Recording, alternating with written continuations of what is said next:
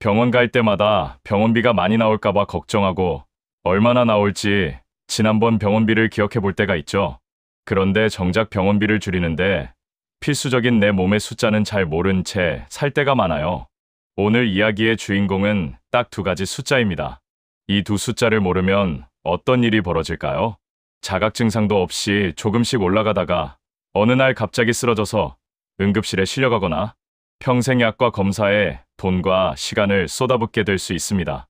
문제는 그때가 되어서야 그때 좀만 일찍 알았으면 하고 후회하게 된다는 거예요. 반대로 이 숫자만 미리 알아두면 이야기가 완전히 달라집니다. 병원에 가더라도 늦어서가 아니라 미리 챙기러 가게 되고 약도 검사도 합병증도 줄어들면서 결국 병원비와 병원 가는 횟수 자체가 줄어듭니다.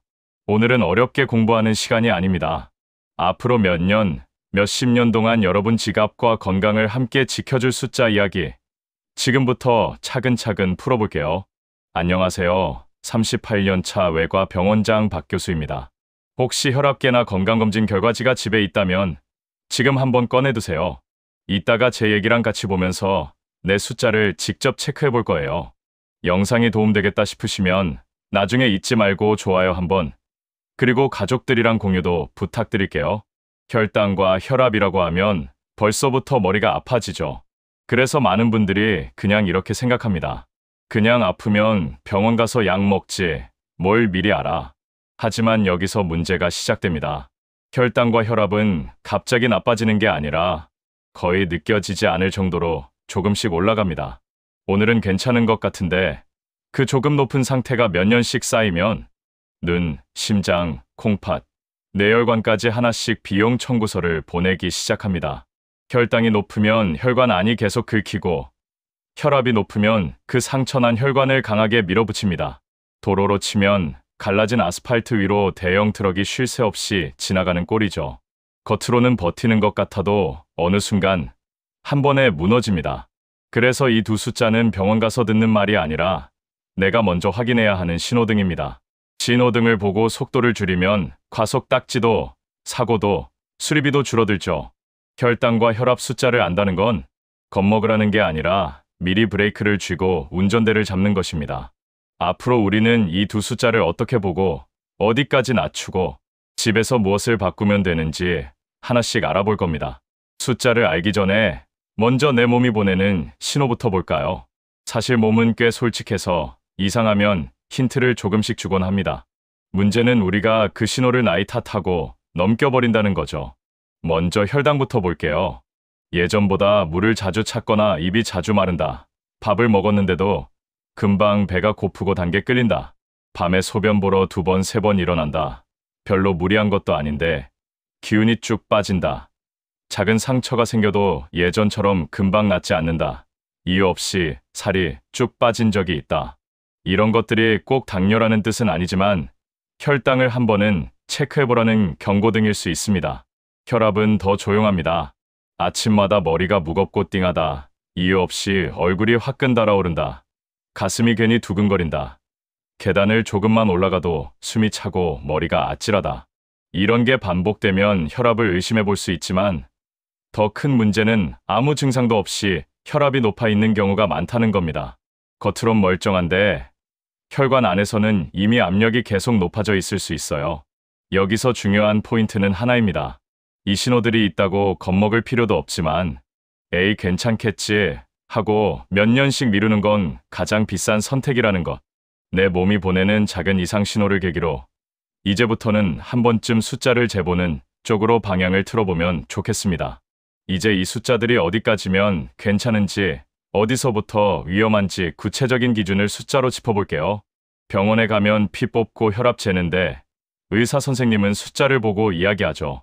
그런데 정작 내 몸의 주인인 우리는 그냥 좀 높다던데 정도만 기억하고 돌아올 때가 많습니다. 혈당은 아침 공복에 잰 숫자를 많이 봅니다.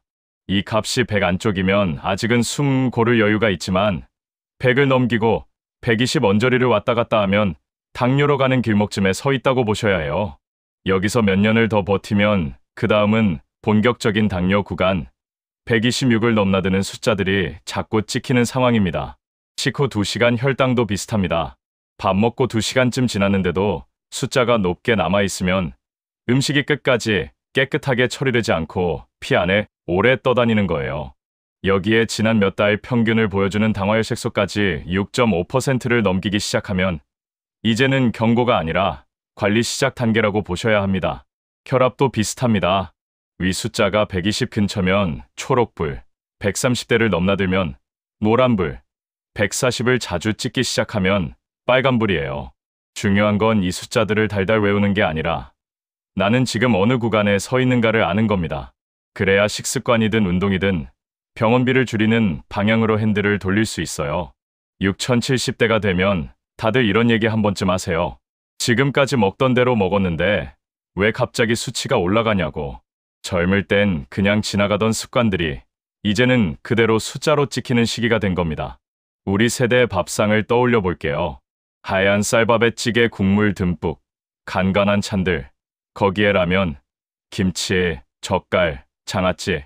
젊을 땐 밥맛 좋게 해주는 친구들이었는데 지금은 혈당을 확 올리고 혈압을 꾸준히 밀어 올리는 주범이 될 수 있어요.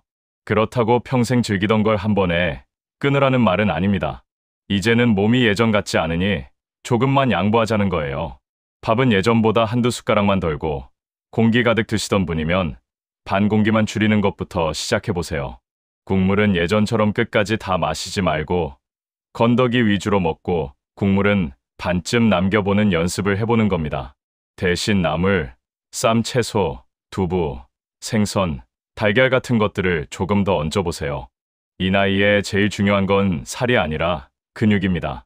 근육이 있어야 넘어지지 않고 넘어져도 쉽게 안 부러집니다. 거창한 식단 말고 오늘은 밥 한 숟가락만 덜자.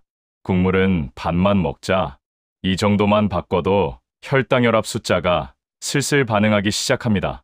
이번에는 이 숫자들을 더 안정시키는 두 번째 도구, 무리하지 않는 걷기와 움직임 이야기를 이어서 해볼게요. 혈당 혈압 이야기만 나오면 꼭 따라붙는 말이 있죠. 운동 좀 하세요. 그러면 6070대 분들 대답도 거의 비슷합니다. 무릎이 안 좋아서, 허리가 아파서 젊을 때처럼은 못 움직여요. 맞는 말이에요. 지금 나이에 2030대처럼 뛰라는 얘기가 아닙니다. 이제는 숨 안 차는 선에서 오래 버틸 수 있는 움직임이 답입니다.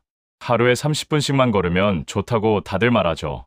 근데 30분이란 숫자 때문에 시작도 못하는 경우가 많아요. 그래서 이렇게 생각을 바꿔볼게요. 한 번에 30분이 아니라 10분씩 3번, 15분씩 2번 나눠 걷는 겁니다. 아침에 동네 한 바퀴에, 점심 먹고 동네 슈퍼까지, 저녁에 집 주변만 슬슬 한 번. 이렇게 쪼개면 덜 부담스럽습니다. 무릎이 많이 불편하다면 집 안에서 제자리 걷기, 의자에 앉아서 다리 들어 올리기, 발목 돌리기만 해도 좋아요. 날씨가 안 좋으면 마트나 복도만 왔다 갔다 걸어도 됩니다. 중요한 건 운동답게 보이느냐가 아니라 오래 앉아있는 시간을 조금이라도 줄이느냐예요. 나이가 들수록 근육은 조금씩 줄고 균형 감각도 떨어집니다. 그래서 더 움직여야 안 넘어지고 넘어져도 크게 다치지 않아요. 숫자만 보는 관리에서 한 걸음 더 나아가서 이제는 몸을 직접 조금씩 움직여주는 것. 이게 병원비를 줄이는 두 번째 비밀입니다. 이 모든 노력을 도와주는 또 하나의 도구, 바로 약을 대하는 현명한 태도에 대해 이야기해 볼게요. 약은 마냥 멀리해야 하는 존재가 아닙니다. 이미 기울기 시작한 숫자를 붙잡아주는 안전벨트에 가깝습니다. 물론 식단과 운동이 기본입니다. 하지만 수치가 일정 선을 넘어서면 생활 습관만으로는 버티기 어려운 시기가 와요. 이때 나는 약 싫어하고 버티다 보면 나중에는 더 센 약, 더 많은 약, 더 복잡한 치료가 필요해질 수 있습니다. 현명한 방법은 이겁니다. 의사와 상의해서 내 상태에 맞는 약을 정하고 정해준 시간에 빠뜨리지 않고 꾸준히 먹어보는 것. 그러다 수치가 좋아지고 생활 습관이 자리를 잡으면 그때 가서 줄일 수 있는지 다시 의사와 이야기하면 됩니다. 약은 나를 벌주려고 나온 게 아니라 지금의 나이에서 남은 시간을 덜 아프게, 덜 쓰러지게 해주는 도구입니다. 이렇게 관리한 몸을 오래 지키기 위해 집에서 할 수 있는 간단한 점검 습관들도 정리해 볼게요. 이제 마지막으로 병원 밖 일상에서 우리가 할 수 있는 점검들을 한번 정리해 볼게요. 거창한 건강검진이 아니라 집에서 할 수 있는 아주 소박한 습관들입니다. 우선 가능하다면 혈압계 하나쯤은 집에 두시는 걸 권하고 싶어요. 아침에 일어나 화장실 다녀온 뒤 편안한 상태에서 한번 재보는 겁니다. 매일이 힘들면 일주일에 두세 번만이라도 괜찮아요. 가까운 보건소나 자주 가던 병원에서도 쉽게 재볼 수 있고 가정용 혈압계와 혈당 체크기도 많아졌습니다. 중요한 건 숫자를 대충 보지 말고 작은 수첩이나 달력에 적어두는 거예요. 날짜 옆에 오늘 혈압, 병원에서 들은 혈당을 비교해보면 내 몸이 좋아지는지 나빠지는지 흐름이 눈에 보이기 시작합니다. 식습관도 마찬가지입니다. 일주일에 한 번 정도 잠깐만 앉아서 이런 걸 떠올려 보세요. 이번 주에 라면 몇 번 먹었지? 과일은 얼마나 먹었지? 국물은 예전보다 좀 덜 마셨나? 이런 짧은 점검만으로도 다음 주를 어떻게 먹을지 대충 감이 잡힙니다. 운동도 했나, 안 했나만 확인해도 좋아요. 오늘 하루 얼마나 앉아 있었는지, 밖에 나가서라도 10분은 걸었는지, 이 질문 하나가 내일의 행동을 조금 바꿔줍니다. 결국 병원비를 줄이는 힘은 병원 건물 안이 아니라 우리 집 거실, 부엌, 현관에서 만들어집니다. 오늘 우리는 딱 두 가지 숫자 이야기를 했어요. 바로 혈당과 혈압. 사실 병원비를 확 줄이는 비밀은 거창한 데 있지 않습니다. 이 두 숫자가 어느 선을 왔다 갔다 하는지 알고 밥상에서 한 숟가락 덜고 국물은 밥만 먹고 숨 안 찰 만큼만 꾸준히 걷고 필요한 약은 겁내지 말고 챙겨 먹는 것. 그리고 집에서 가끔 내 숫자를 직접 재보고 적어두는 것. 전부 다 해보면 좋겠지만 사실은 이 중에서 한 가지만 시작해도 몸은 눈치를 챕니다. 혈당과 혈압을 모르면 몸이 보내는 신호를 그냥 나이 탓으로 넘기게 되고 그러다 어느 날 크게 쓰러져서 시간도 돈도 기운도 한꺼번에 잃어버릴 수 있어요. 반대로 숫자를 아는 사람은 아프기 전에 방향을 살짝 틀 수 있습니다. 과속을 하다가도 신호등이 보이면 속도를 줄이듯이요. 60, 70대는 끝이 아니라 앞으로 10년, 20년을 어떻게 보낼지 정하는 시기입니다.